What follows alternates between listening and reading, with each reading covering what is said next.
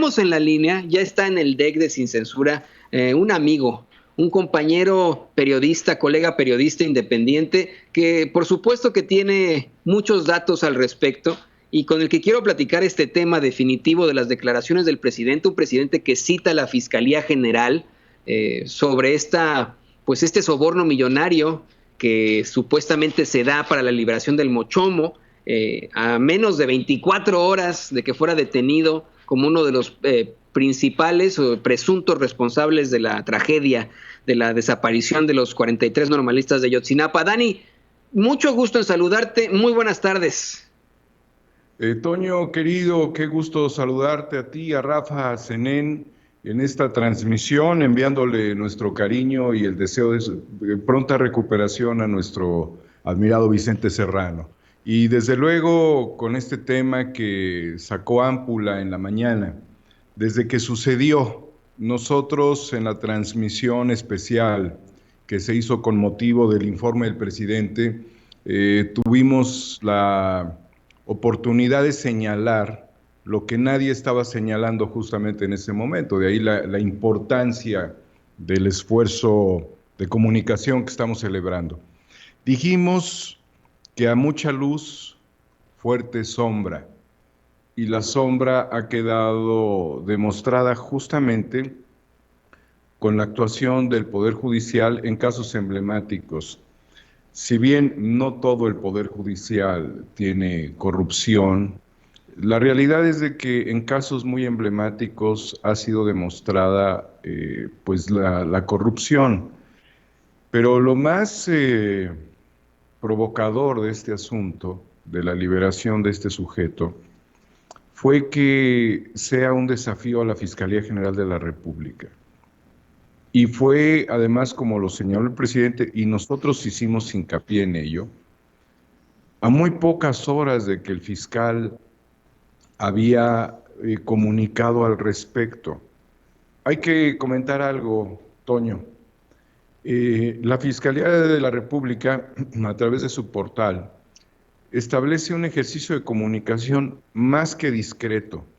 El último mensaje videográfico de la Fiscalía tenía un mes de distancia y regularmente tienen esa misma periodicidad, un mes.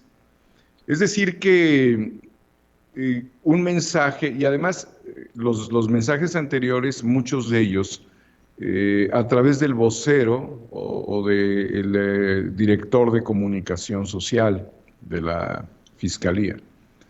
El que esto haya sido primero un gran anuncio, de que haya sido la primera decisión que toma el presidente de la República, inmediatamente asumiendo la responsabilidad y quizás todavía con la banda presidencial puesta.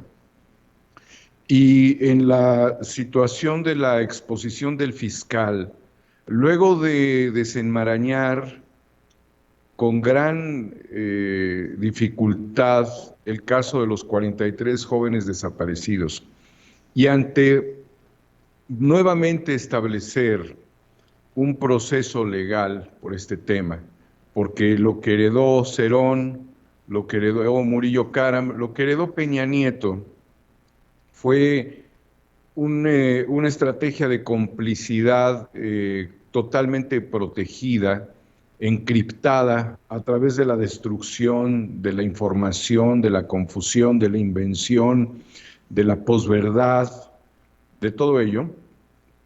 El que este juzgador haya desafiado al fiscal de la República es un agravio para la República, es un agravio para todos los mexicanos y para todas las manifestaciones históricas que se dieron para criticar la desaparición, la complicidad y el que no hubiese ningún resultado durante el peñato.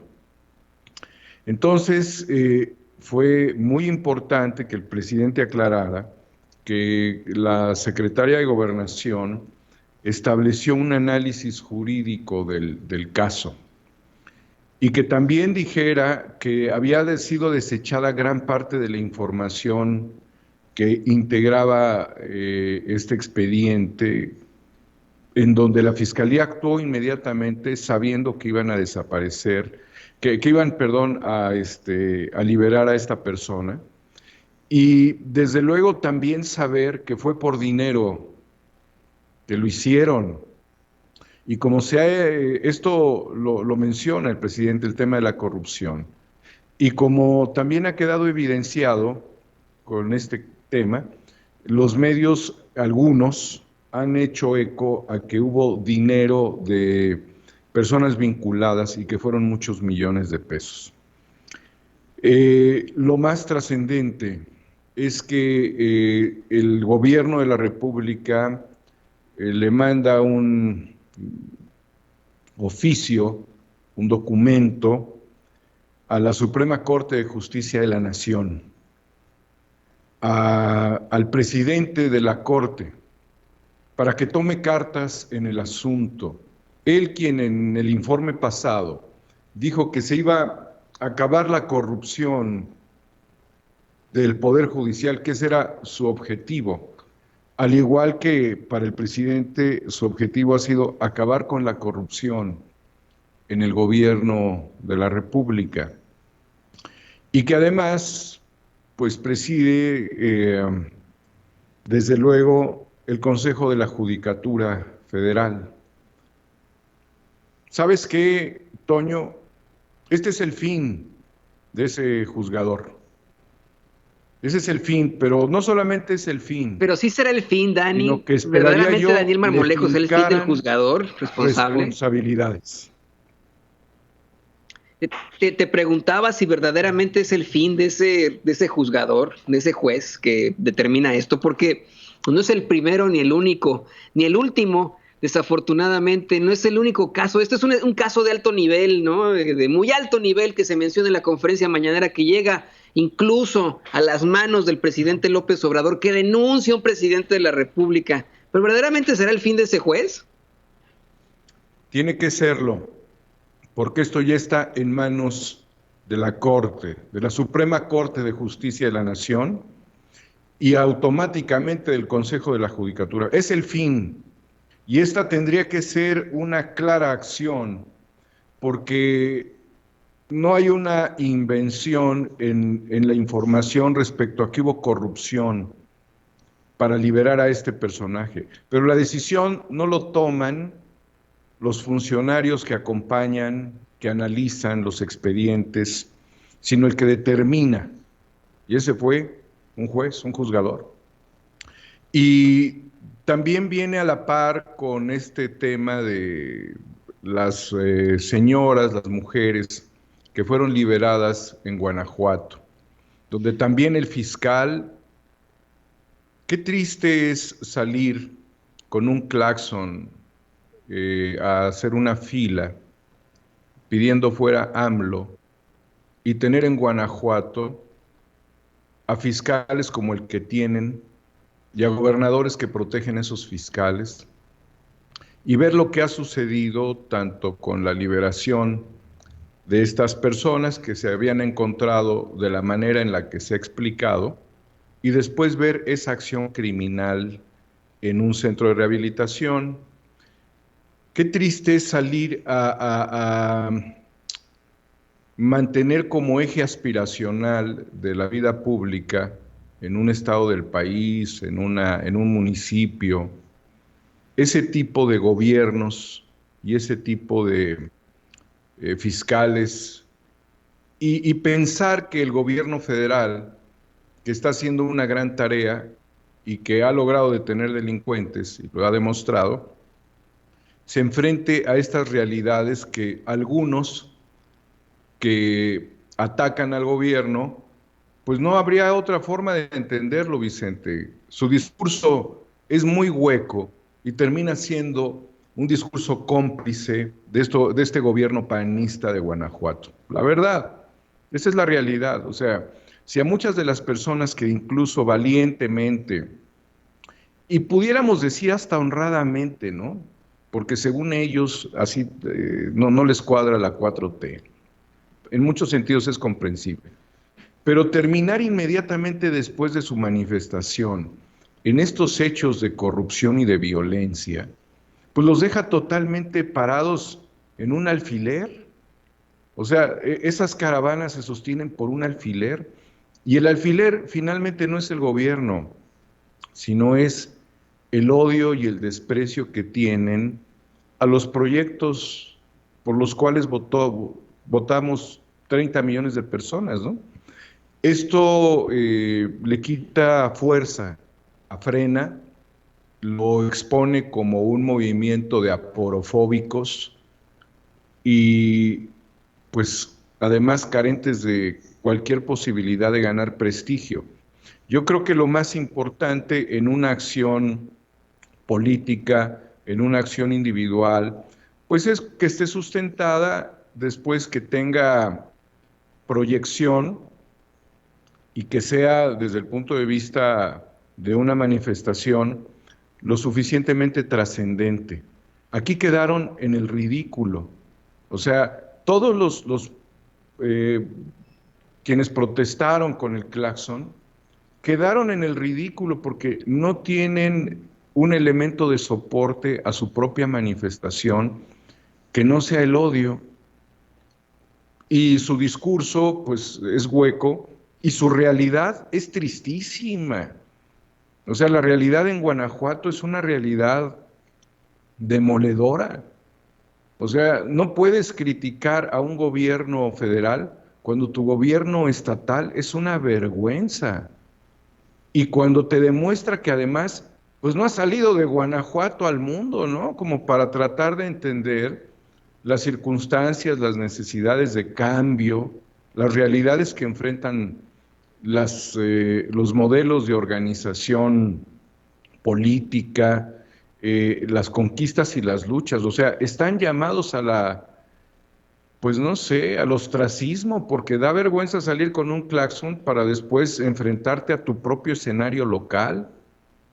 Y esto es lamentable, mi querido Toño, pero quizás lo importante es que pasó y que se tienen que tomar acciones federales. Ahora sí, si aquí hemos presionado al fiscal, porque lo hemos hecho, Toño, Vicente, los ciudadanos que ven sin censura, que están en Incorruptibles, que están en los medios alternativos, que están con Iber, el Chapucero, en realidad todos los comunicadores independientes que se han preocupado por la actuación de la Fiscalía y demás, y que quisiéramos ver que la justicia llegara más pronto a este país y que no se disociara de la transformación, y que el Poder Judicial no fuese un poder ensimismado y corrupto, al que no hay que tocarlo ni con el pétalo de una rosa.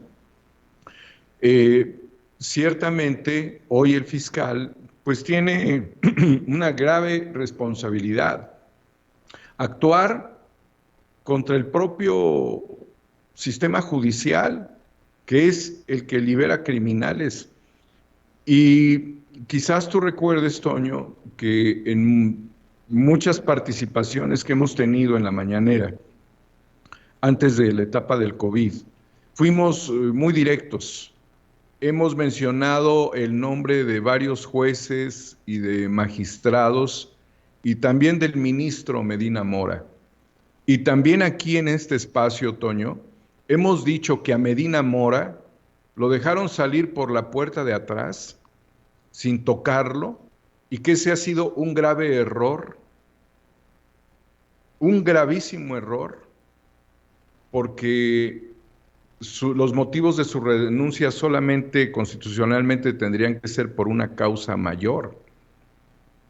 Y así fue, que son los vínculos con Rápido y Furioso, que son los vínculos con Medina Mora, que son todos estos vínculos que tienen que ver con la operación Hermes para liberar recursos congelados en cuentas de empresarios, de narcotraficantes, que estuvieron pues congeladas o inmovilizadas por la UIF, y que habla de más de 1,000 millones y algunos millones de pesos y algunos millones de dólares también, que les devolvieron a los criminales. Entonces, yo le pregunto al fiscal de la República en este momento si además de su gran disgusto, si además de estar correspondiendo al primer objetivo del presidente de hacerle justicia a los 43, dejarían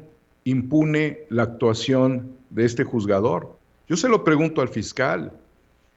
Mira, Igualmente le pregunto al fiscal si el caso Medina Mora va a quedar impune. Y también le pregunto yo al fiscal si en el caso de criminales de cuello blanco van a permitir que, porque pueden mover mucho dinero, compren a otro juez. Porque ¿sabes qué? Sería el colmo del ridículo, Toño, que eso sucediera. Ya no puede suceder. No debe suceder. decirte que si bien la Fiscalía General pueda o no proceder en contra de los responsables, tendría que hacerlo la judicatura. Y mientras platicábamos nos llegó un cable de la agencia argentina Infobae, en la que ya dan a conocer de quién se trata. Ya tenemos en estos momentos de quién es la jueza que libera al Mochomo. Según la agencia de información argentina, se trata de María del Socorro Castillo Sánchez, quien es magistrada del Juzgado Segundo de Distrito de Procesos Penales Federales de Toluca, Estado de México.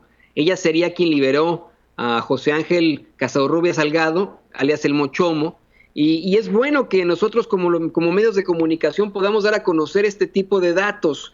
Es bueno que los periodistas independientes como tú puedan platicar sobre esto, puedan en todo caso exigir precisamente esa justicia que es absolutamente necesaria. Nosotros como periodistas no nos podemos quedar simplemente en el compartido de notas o en la consignación de notas. Hay que explicarlas, hay que darles un contexto y hay que luchar siempre para que prevalezca la democracia y la justicia. Esta información es extremadamente fuerte, mi querido Dani, sobre esta jueza. Le repito, la agencia de información argentina Infobae da a conocer que se trata de la magistrada del Juzgado Segundo de Distrito de Procesos Penales Federales en Toluca, Estado de México, María del Socorro Castillo Sánchez, mi querido Daniel. Pues sí, estoy confirmando la nota, sí, que hubo una conversación en la que Francelia Salgado y un abogado pactan la entrega de varios millones de pesos al secretario de Acuerdos, Marco Aurelio González, quien trabaja directamente con María del Socorro Castillo, que es titular del Juzgado Segundo de Distrito Penal en el Estado de México. Bueno, si ya está esto, pues tiene que proceder contra ellos, ¿no? Y este colaborador, que fue el que estaría operando, Marco Aurelio González, quien trabaja directamente con María del Socorro Castillo, sí, en este momento tendría que ser llamado a declarar, y yo te aseguro que él terminaría diciendo la verdad, ¿eh? Porque lo que les viene es terrible, Toño, es terrible. Yo no quiero suponer que para alguien que ha hecho una carrera en el Poder Judicial, para llegar a ese nivel de magistrada, ¿sí?, pueda verdaderamente justificar esto, porque te demuestra que no sería el primer caso, querido Toño, que esta persona estaría vinculada a otras acciones del mismo nivel. Sí, es lo que dicen, Dani, que al parecer esta nota de Infobae la vinculan incluso, mira, es que quisiera compartirla, la nota, vinculan a esta jueza en casos relacionados con Joaquín El Chapo Guzmán. Eso está extremadamente fuerte. Así lo da a conocer esta agencia argentina Infobae, y que ha dado a conocer también otro tipo de datos importantes. Imagínese usted que, como bien dice Daniel Marmolejo, no es la primera vez que esta jueza tendría algún tipo de pues precedente en un caso de alto nivel y un caso en el que la justicia no prevaleció. Ya estoy viendo a las feministas irse a manifestar en este momento porque una mujer degrada a las mujeres cuando alcanza el poder dentro del poder judicial. Toño, evidentemente no. Está en una posición que es una posición crítica, en donde muchos jueces han perdido la vida, pero fíjate cómo han crecido las carreras dentro del poder judicial de muchas personas como esta, ¿no? Y en el camino político también. Políticos y jueces han construido carreras a base de corrupción y después se coaligan, como en el caso de Medina Mora. Pero aquí con toda la claridad y con minutos de distancia entre la reunión, primero entre la declaración y la solicitud hecha directamente de captura de delincuentes por Alejandro Gertz Manero, el fiscal general de la República. La liberación de este sujeto, vinculado al tema terrible, brutal de la desaparición de los 43 normalistas de Ayotzinapa. La aparición de la información de una comunicación que habría sostenido un colaborador directo de esta magistrada, la liberación de este sujeto, la inconformidad del presidente de la República y del fiscal, el documento que fue emitido tras un análisis jurídico hecho por la secretaria de Gobernación al presidente de la Suprema Corte de Justicia y la operación que debe de tener en ese momento el Consejo de la Judicatura Federal, los ponen casi de patitas adentro de la prisión misma, de la cuales ellos han sido o han tenido operaciones críticas, como son estos juicios, estos análisis críticos y estas determinaciones que son determinaciones del más alto nivel. Esto es brutal para esta persona. Yo creo que no le alcanza el escritorio para esconderse en este momento. Vamos a repetir su nombre, ¿sí? Porque agravia al país, y te voy a decir además por qué agravia al país. Tanto Marco Aurelio González como María del Socorro Castillo, titular del Juzgado Segundo de Distrito Penal en el Estado de México. Te voy a decir por qué. Yo no sé la vida de esta persona, es la primera vez que escucho su nombre, pero los padres y las madres de los 43 normalistas, en la fecha 20 de noviembre del 2014, a pocas semanas, poco más de 2 meses, menos de 2 meses, de que había ocurrido la desaparición el 26 de septiembre del 2014 de los estudiantes, a unos pasos de entrar al Zócalo de la Ciudad de México, en un altavoz que venía en una de las camionetas donde la caravana, justamente el grupo de madres y padres se aproximaban en la vanguardia de la marcha. La voz desgarrada de uno de los padres dijo desaforadamente: aunque no hagamos que nuestros hijos sean la semilla de una nueva revolución, aunque no los volvamos a ver. Se lo estoy diciendo a la magistrada, y lo voy a repetir. Magistrada, esto le va a llegar a sus oídos. Es la voz de los padres de los 43 normalistas de Ayotzinapa. Y voy a pedir absoluto respeto a toda la audiencia con esto que voy a recordar, que me hizo temblar por primera vez con mi cámara al hombro, porque yo lo registré. Hagamos que nuestros hijos sean la semilla de una nueva revolución, aunque no los volvamos a ver, aunque no los volvamos a abrazar, aunque no los volvamos a sentir.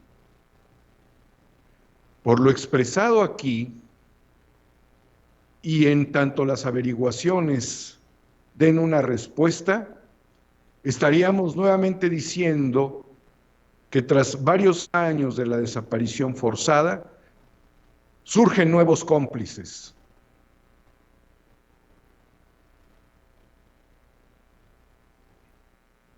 Así es, qué fuertes palabras de Daniel Marmolejo. Esto es una complicidad definitiva, es delito de omisión.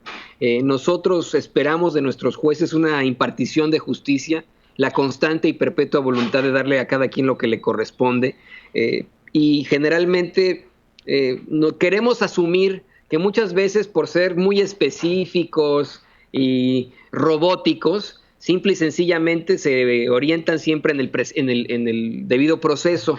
Pero hay casos de muy alto nivel en los que hay mucho que dudar, como bien dice Daniel Marmolejo, y tienen toda la responsabilidad a liberar a los presuntos responsables cuando hay evidentemente pruebas en su contra. Se habla incluso de 21 pruebas en su contra, imagínense ustedes. Dani, vamos, ya que, bueno, pues yo sé que tienes ahí tú muchas cosas que hacer, pero es importante que podamos platicar esto contigo. Es algo que no hemos podido platicar durante la semana. Ha causado mucha controversia la determinación en el Senado de una serie de reformas a la Ley Federal del Derecho de Autor, con la que al parecer cualquier contenido en Internet, tú eres experto en esto, tú eres un documentalista muy, muy reconocido, que enfrenta de hecho problemas con la censura. Esta determinación, al parecer, plantea que cualquier contenido en Internet se le podría dar de baja si algún tercero le solicita esto a la autoridad al alegar que sus derechos de autor están siendo violados. Tú recientemente, de hecho, enfrentas la censura de la tercera parte de Guerra Híbrida. ¿Qué nos puedes decir al respecto de este tema, querido Daniel Marmolejo? Pues esto beneficia a Calderón, beneficia a Televisa, beneficia a los medios, sí, porque Javier Alatorre puede también, o su medio, decir, pues quítenlo, ¿no? Porque nos está afectando. Es una controversia muy grande. Yo, de entrada, te digo, en una reunión alterna en Davos, en el Foro Económico Mundial, en el año de 1996, ocurrió algo muy importante, que fue la Declaración de Independencia del Ciberespacio. Esto lo recuerdo en cierta medida literal, pero no todo, porque fue tan importante debido a que se estaba retando desde el ciberespacio a los gobiernos del mundo. Y esta declaración sí justamente fue expuesta, presentada el 8 de febrero de 1996 por John Perry Barlow, fundador de Electronic Frontier Foundation, y fue escrita como respuesta a la aprobación en 1996 de Telecommunications Act en los Estados Unidos. Es una reivindicación que critica las interferencias de los poderes políticos que afectan el mundo del ciberespacio.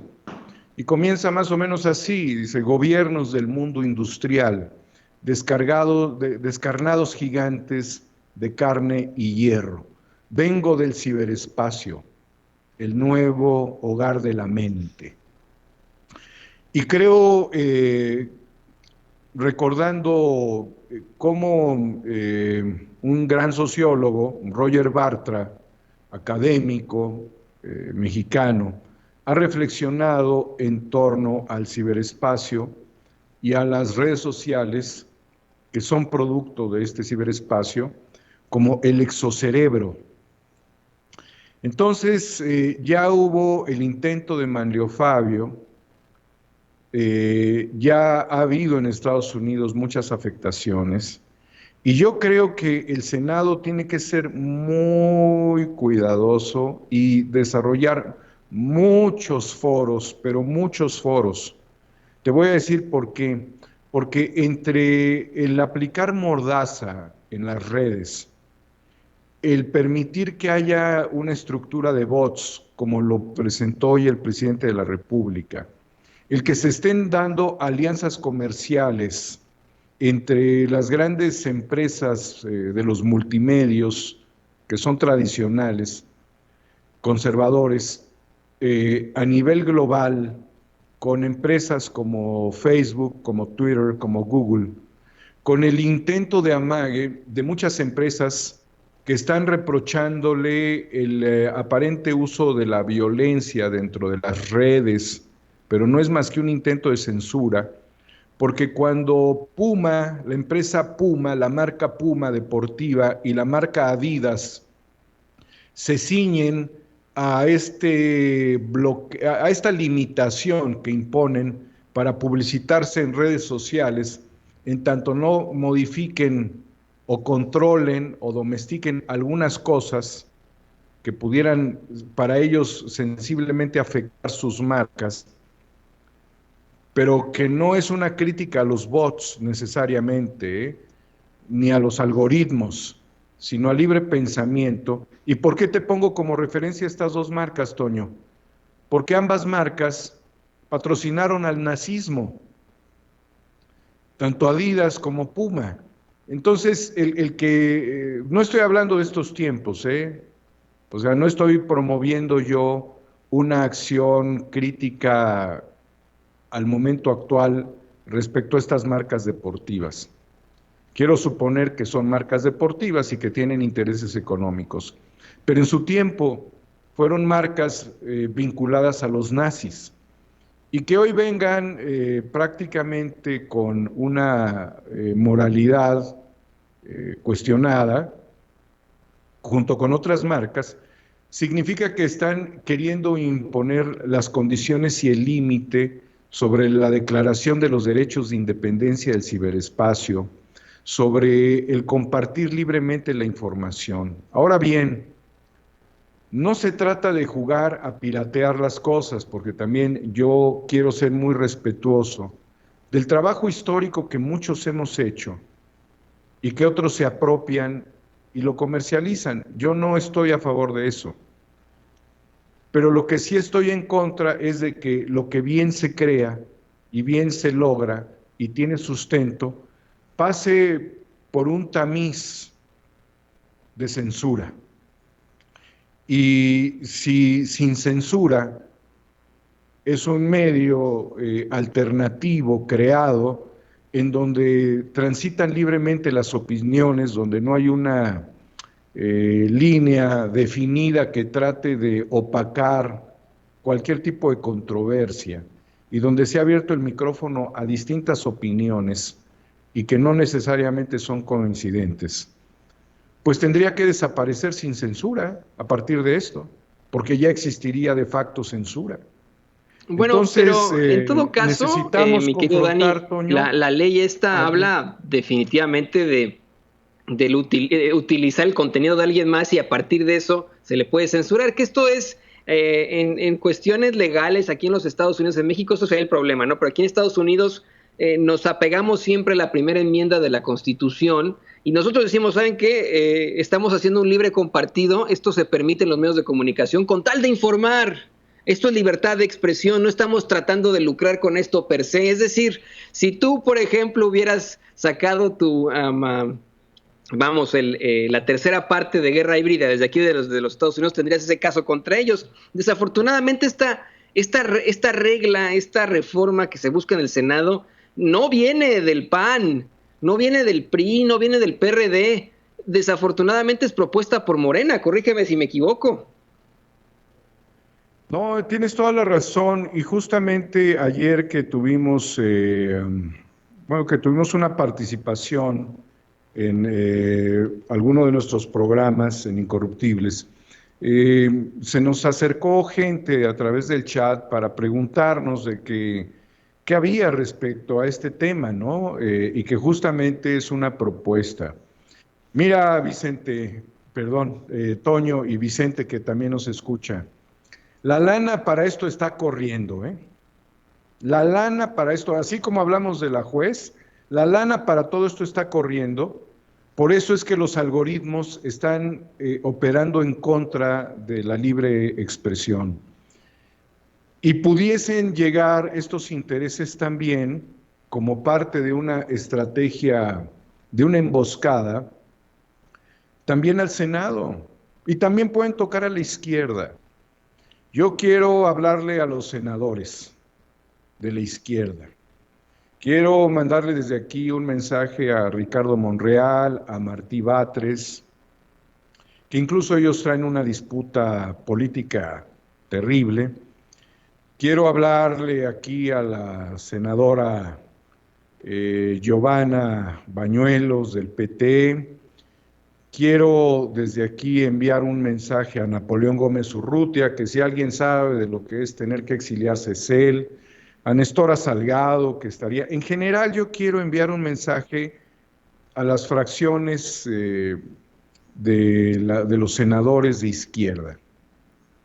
Tengan mucho cuidado con acomodar las cosas mal. Analicen muy bien y realicen todos los foros de consulta, de reflexión, porque el ataque que estamos recibiendo, y yo lo escribí con motivo de que nuestro gran amigo Vicente se encuentra ahorita recuperándose. Los ataques de YouTube a personajes como Fernández Noroña, como John Ackerman, justamente la censura a sin censura, las limitaciones que le están poniendo a Guerra Híbrida de Cuarta República, la caída de la perspectiva, tan solo del nivel y como consecuencia de la perspectiva de otros medios alternativos como el Chapucero Network, en general, de los que han ayudado a construir este gran movimiento de resistencia ante los cercos informativos, ¿sí?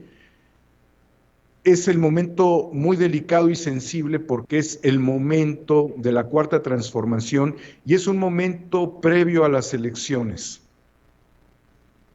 Previo a las elecciones. Entonces, la izquierda no se puede poner una soga al cuello. Y la izquierda no le puede hacer un favor a la derecha. Y la izquierda no le puede hacer un favor a nadie cuando lo que acabas de mencionar es muy importante. Muchos de los contenidos que tenemos son de interés público y no pueden ir contra el interés público y es un derecho de acceso a la información. ¿Y saben qué? A todos los concesionarios que apapacha el gobierno de la República, porque así lo he expresado yo, y lo expresé anoche y lo seguiré expresando, devolviéndoles tiempo consignado al gobierno, que era una prerrogativa del gobierno, los tiempos oficiales que se les han devuelto. Fox les devolvió. Andrés Manuel les devuelve. Fox les compró. La 4T les compra. ¿Sí? Ahí está el comparativo. Aunque las proporciones sean distintas, la lógica es la misma. Son los medios dedicados a destruir la información real a partir de intereses y promueven fake news. Y hoy el presidente lo dijo, pero ahí está la contradicción. Porque hoy el presidente muy claramente señaló atacarlo desde que él fue candidato en Tabasco, en la década de los 90, ¿sí? Lo ha señalado el presidente. Y fíjate, Toño, que del presupuesto de 3,245,595,820 pesos con 81 centavos durante el primer año del presidente de la República, y que hay una partida de cómo fueron utilizados estos recursos, ¿sí? De enero a diciembre, Televisa recibió 360,253,325 pesos con 71 centavos. El 11% de esos recursos.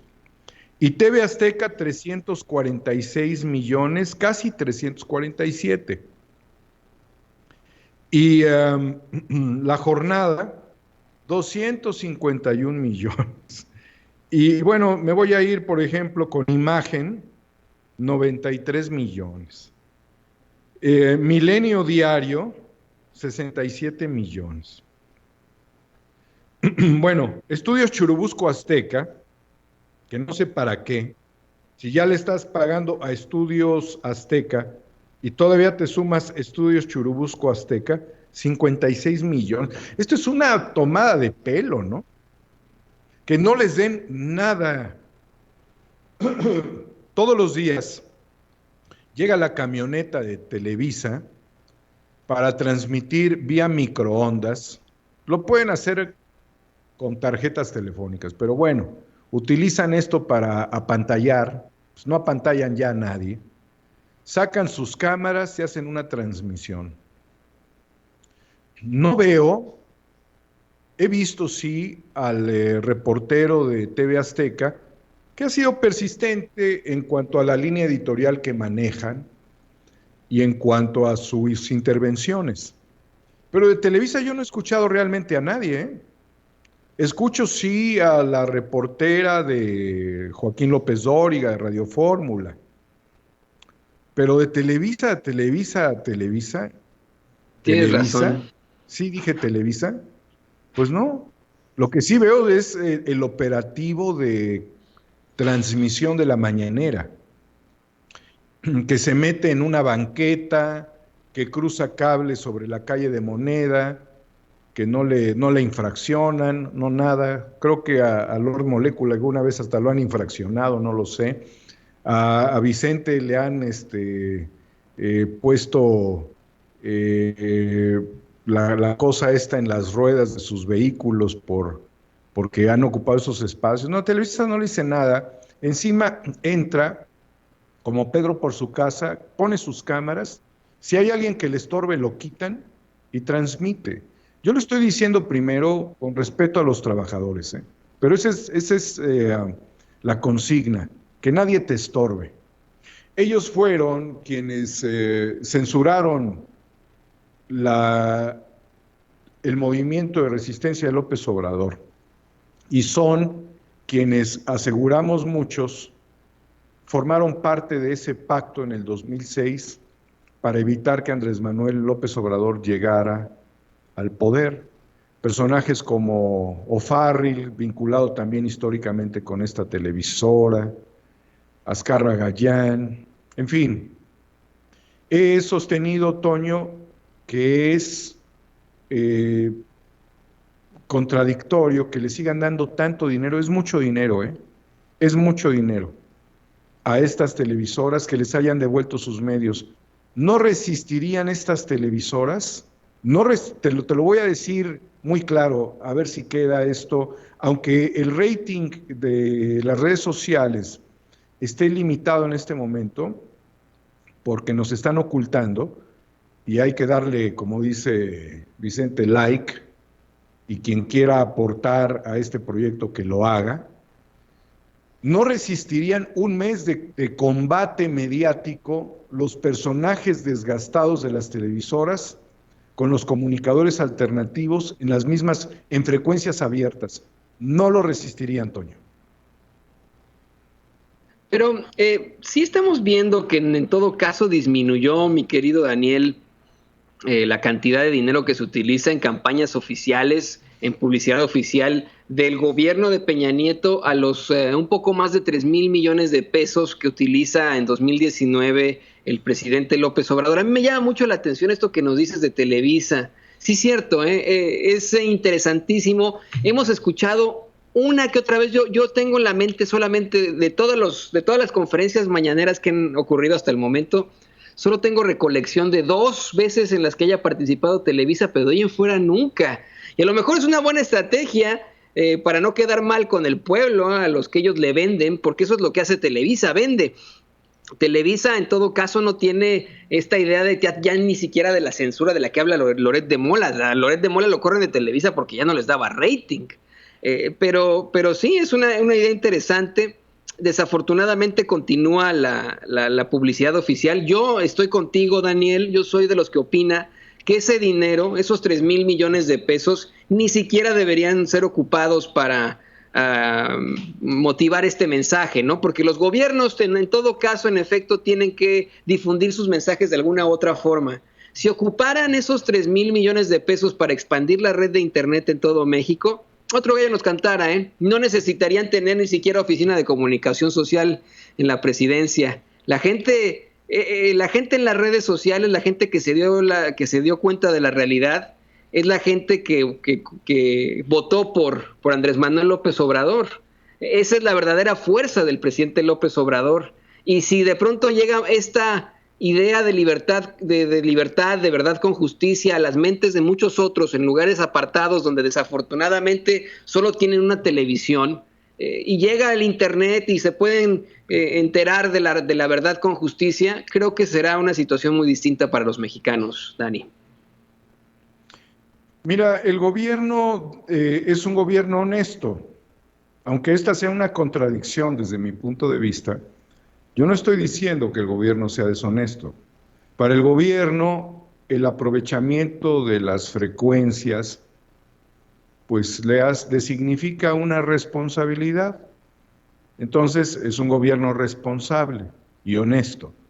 Y esto no le quita la contradicción tampoco. Pero siendo un gobierno honesto y responsable y preocupado porque estaría utilizando las frecuencias, para mí es un tácito error devolverle los tiempos oficiales a las televisoras para que lo comercialicen. Ahora, ayer el periodista amigo Amir Ibrahim decía, pues es que es una muerte lenta, ¿no? A lo mejor esta reducción de presupuestos, la caída de audiencias, es una muerte lenta, y pues es así. Digo, hay una lógica en cuanto a esa reflexión y en cuanto a ese pensamiento, Vicente, Toño. Pero, ¿sabes qué?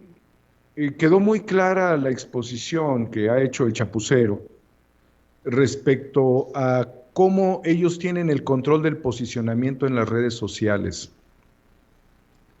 Y que si escribes la palabra López Obrador, van a aparecer los medios tradicionales. Y en cada nota es exactamente lo mismo. Entonces, no hay igualdad de posición en esta lucha por la verdad. Y por el otro lado, si el gobierno es honesto y el gobierno es responsable y no es un gobierno corrupto, ¿sí? Pero es contradictorio,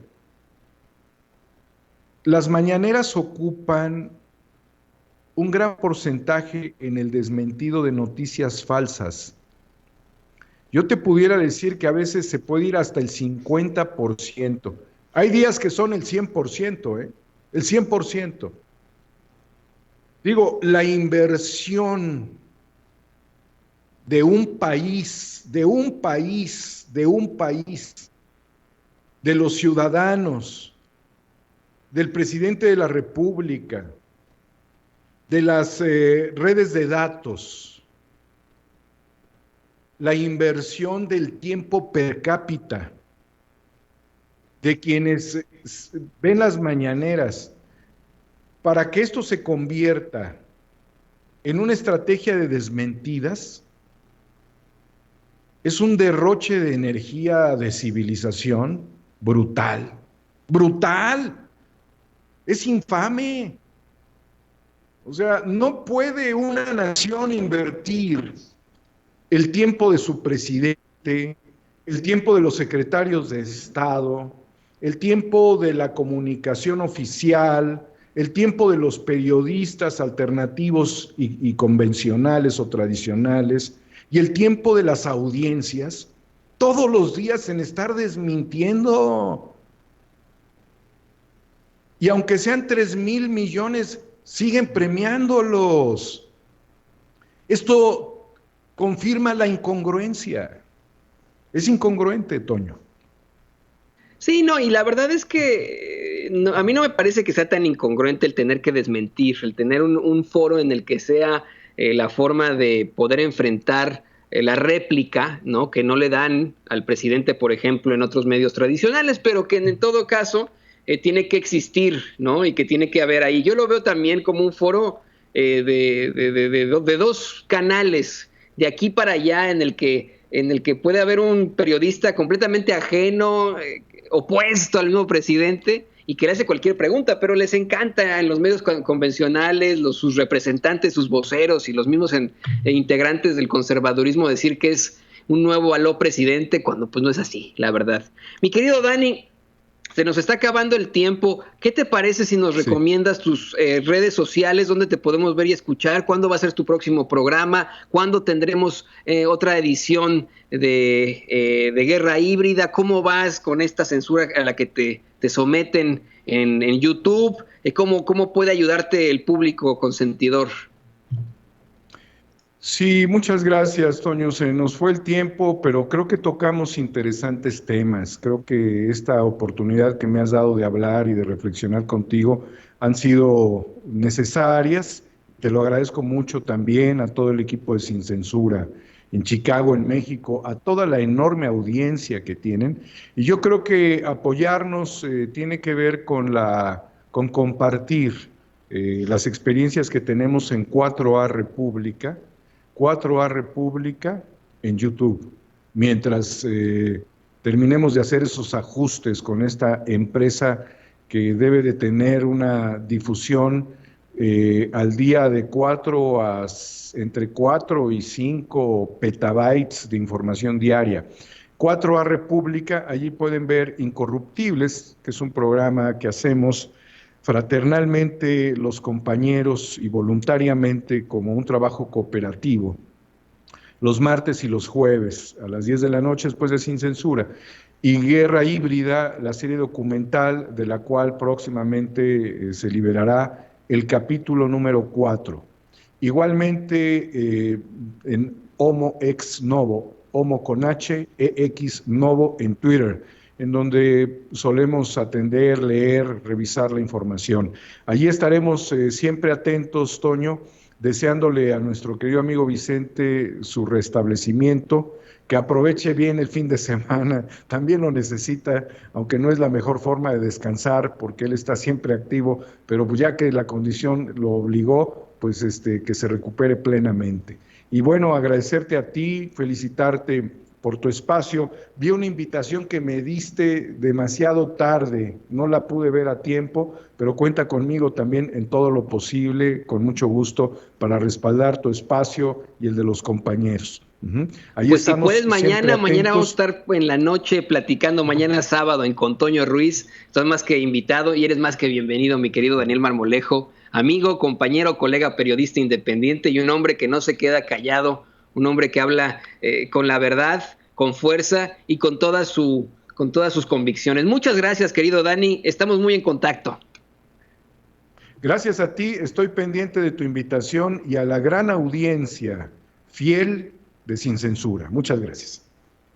Ahí tiene usted al gran Daniel Marmolejo. Qué interesante plática, ¿no le parece? Fue fantástico lo que escuchamos, hablamos de este soborno millonario, el llamado que hace Daniel a la jueza que presuntamente habría aceptado este soborno según la Fiscalía General, esta situación muy, muy adversa de pues también la censura en las redes sociales y por supuesto el dinero que se llevan todavía los medios tradicionales en publicidad oficial.